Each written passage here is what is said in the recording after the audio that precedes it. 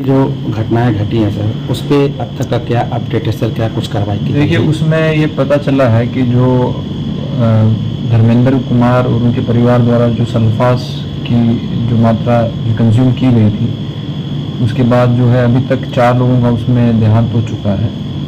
एक उनके जो पुत्र हैं जो कि नहीं खाए थे, और एक जो धर्मेंद्र कुमार खुद है उनकी स्थिति भी गंभीर है। पुत्र है जो खतरे से बाहर है, उसको उनकी दादी और उनके मामा को सुपुर्द कर दिया गया है। उनका भी माननीय न्यायालय में हम बयान दर्ज करवा लेंगे कि क्या घटना हुई थी। देखिए, घटना स्थल जो है वो उनके घर से तकरीबन 2.5 किलोमीटर दूरी पे है, जो कि एकदम बगीचे के अंदर उनके द्वारा जो है वो सल्फास कंज्यूम किया गया है।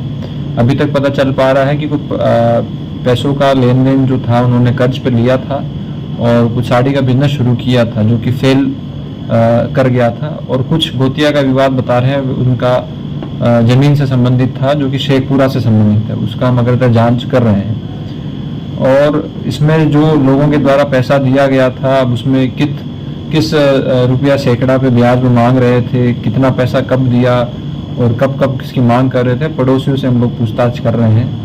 पूर्व में हमने ये भी पता किया कि वो थाने पे आके उन्होंने कोई आवेदन दिया था, या थाने पे आके उन्होंने कोई इस तरीके की शिकायत की थी कि नहीं की थी। उसके संदर्भ में भी कोई अभी तक किसी तरीके की बात नहीं सामने आई है। चूँकि जो परिवार है वो शेखपुरा का रहने वाला था, वो यहाँ आके बसा था पावापुरी में। तो इस घटना की पूरी गंभीरता को देखते हुए मेरे द्वारा भी घटना स्थल का जो है पूरी तरह से निरीक्षण किया गया है, और एक स्पेशल इन्वेस्टिगेशन टीम हमने गठित की है इसमें, और एसएचओ पावापुरी को ही इस कांड का अनुसंधानकर्ता बनाया गया है। मेरे द्वारा भी कुछ आवश्यक दिशा निर्देश घटनास्थल पर ही दिए गए थे। मैं फिर पावापुरी विम्स पावापुरी में भी जाके जो धर्मेंद्र कुमार है जिनकी स्थिति भी गंभीर बताई हुई है, उनका भी हमने जो है जाके डॉक्टरों से बात की है।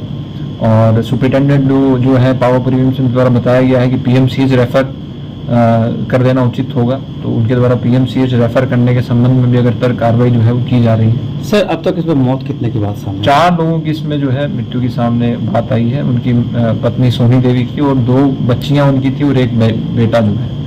तो ये 4 लोगों की मृत्यु की बात सामने आई है। सल्फास कहाँ से उन्होंने कंज्यूम किया, कहाँ से उन्होंने बरामद किया, कहाँ से उन्होंने खरीदा, तो उस संबंध में हम लोग तफ्तीश कर रहे हैं। और हमारे जितने भी सीनियर ऑफिसर हैं उन सभी को हमने वहीं जो है अभी तक तैनात किया है। मुख्यालय से भी डीएसपी लॉ एंड ऑर्डर को वहाँ स्पेशली भेजा गया है ताकि वो भी सभी बिंदुओं पर जांच कर लें। डीएसपी राजीव और उनकी पूरी टीम तो जांच इसमें कर ही रही है।